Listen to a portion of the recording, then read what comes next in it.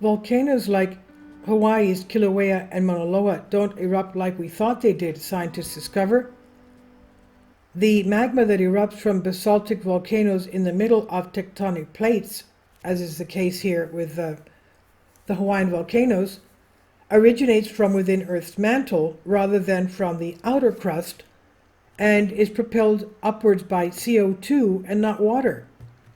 Volcanoes that sit within Earth's tectonic plates don't erupt how scientists thought they did, and it turns out magma within these volcanoes is propelled up and out of the ground by carbon dioxide, not by water, as was previously thought in a new study finding. I wonder if this is also the case with Yellowstone supervolcano. We don't know. Well, that has a lot of water there, a lot of geysers. Now, this magma here in Hawaii also shoots up from much deeper reserves than previously estimated, originating in Earth's mantle at depths of 12 to 19 miles, rather than in the outer crust 4 to 8 miles deep.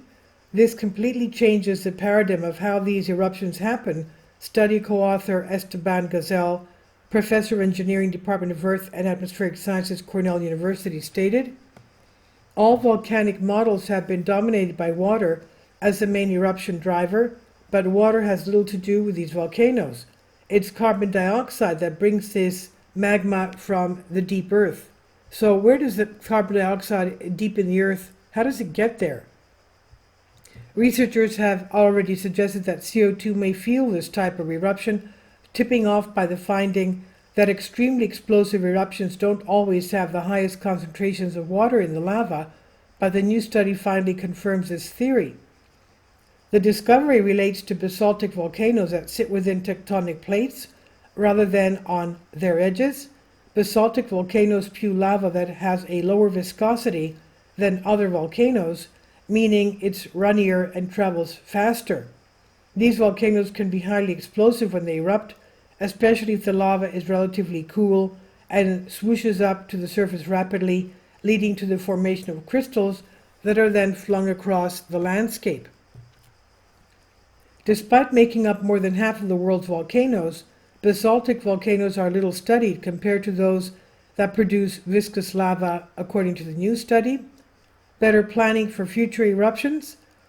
Examples of basaltic volcanoes include the Kilauea and Mauna Loa volcanoes in Hawaii, as well as the Pico de Fogo, a volcano on the island of Fogo in the Cabo Verde archipelago in the Atlantic Ocean, which scientists examined in a study published Monday, August 7, in the journal PNAS.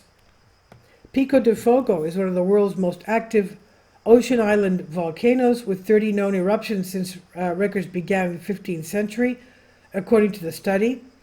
The last eruption ended 2015 after coating runny lava over more than 1.5 square miles of land and 2 villages. The researchers analyzed the composition of tiny pockets of molten lava trapped in the rocks of Fogo, and found that they contain high amounts of CO2, carbon dioxide, that had been crystallized at a pressure consistent with the depths of 12 to 19 miles. This implied that the magma had risen from within the mantle rather than from the crust, whereas researchers thought the separation of water into gas and liquid propelled magma up through the ground, and this process, known as exsolution, occurs in Earth's crust. Taken together, these results indicate that CO2 bubbles drive magma up from deep within the mantle. We used to think all the action happened in the crust, Gazelle said. Our data implies that magma comes directly from the mantle, passing fast through the crust. The study lead author, Charlotte de Vitre, now a postdoctorate researcher at the University of California, Berkeley, said in the statement that at Fogo volcano the magma must be driven up fast by the carbon dioxide, and this likely plays a significant role in its explosive behavior. The magma has extremely low viscosity, she said. The discovery could help mitigate the danger posed by these eruptions, as deep magma storage will not be detected by ground deformation until the melt is close to the surface. This has important repercussions to our understanding of volcanic hazards, Gazelle said.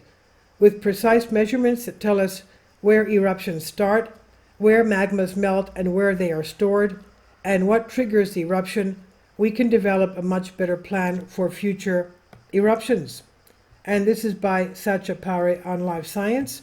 Please leave your comments and thank you for your support.